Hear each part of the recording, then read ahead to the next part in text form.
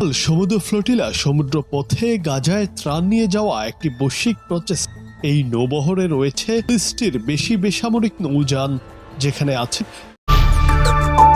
আসসালামু আলাইকুম প্রিয় দর্শক, জানিয়ে দেব এখনকার গুরুত্বপূর্ণ টপ নিউজটি। পুরো নিউজটি উপস্থাপন করব আমি নিপা আক্তার শিমু। এবার বিস্তারিত খবর। গাজায় জীবন রক্ষাকারী ত্রাণ পৌঁছানোর বৈশ্বিক উদ্যোগকে থামাতে সর্বোচ্চ চেষ্টা করেও ব্যর্থ হয়েছে দখলদার বাহিনী। সমুদ্রপথে গাজায় যাত্রা করা সমুদ্র ফ্লোটিলা নামের এই মানবিক উদ্যোগে অংশ নিয়েছে 44টি দেশের 5 শতাধিক মানুষ। 60টিরও বেশি বেসামরিক নৌযানে থাকা এই বহরে যোগ দিয়েছেন মানবাধিকার কর্মী, সমাজসেবী ও বিশ্ববিখ্যাত পরিবেশকর্মী গ্রেটা থুনবার্গ সহ বহু বিশিষ্ট ব্যক্তিত্ব। বাংলাদেশের আলোকচিত্রী ও মানবাধিকার কর্মী শহীদুল আলমও রয়েছেন এর অংশ। ইসরায়েল ইতোমধ্যে বহু কর্মীকে আটক করেছে, তবে শহীদুল আলম বড় জাহাজে আছেন বলে জানা গেলেও তার আটক হওয়ার খবর নিশ্চিত নয়।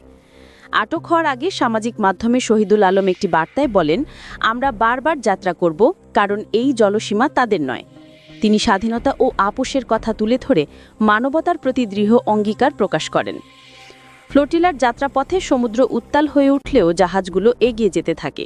ঠিক সেই সময় জানা যায় বহরের সামনের একটি জাহাজে হামলা চালানো হয়েছে। শহীদুল আলম বলেন, তাদের জাহাজটি সবচেয়ে বড় এবং পিছনে অবস্থান করায় ইসরায়েলি বাহিনী মূলত ভীতি প্রদর্শনের কৌশল নিয়েছে।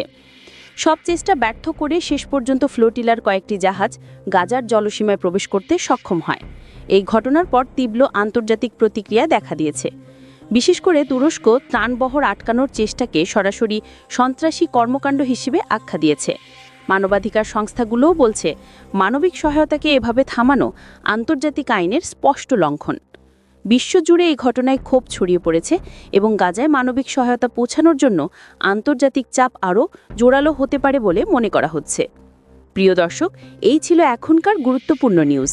আরও গুরুত্বপূর্ণ নিউজ নিয়ে ফিরছি কিছুক্ষণের মধ্যে। নিউজগুলো সবার আগে দেখার জন্য এই চ্যানেলটি সাবস্ক্রাইব করতে ভুলবেন না। ধন্যবাদ।